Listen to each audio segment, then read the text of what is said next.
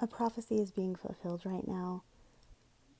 In April 2020, Gary E. Stevenson had given a talk in General Conference where he explained how the Brethren were trying to fulfill the request of Brigham Young in 1863, where he had talked about how he wanted the temple to be built in a manner that it'll endure through the millennium. And that's why they started renovations on the Salt Lake Temple. And granted, it's been a pretty tough project. They've had to do a lot of things that were not originally in the plans to be able to make this work. It's coming along really nicely.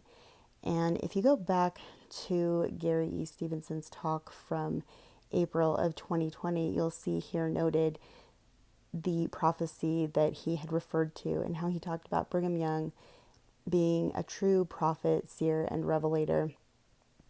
It's called A Good Foundation Against the Time to Come.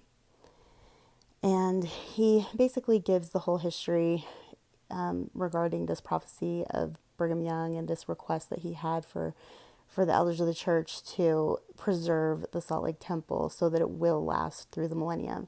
And the thing that I really like about this is that it reminds me a little bit of how Elder David A. Bednar keeps talking about power to act instead of being acted upon. And he's always quoting that scripture in the Book of Mormon and Nephi. And I feel like this is an example of power in the priesthood. You know, we have power to affect our posterity, the legacy of the church, the legacy for our family. And I feel like this is a perfect example of how we have that power. The Lord, He can guide us. He can reveal to us what needs to happen in our lives, in the church, for the future of the world, for the future of His family. And I feel like, you know, He has a plan for the Salt Lake Temple. Obviously, part of that plan is that it lasts through the millennium, and the brethren are going to make it happen. They're not just going to sit by and wait for that temple to deteriorate. They're going to renovate it and upgrade it and give it the very best that this world currently has to offer.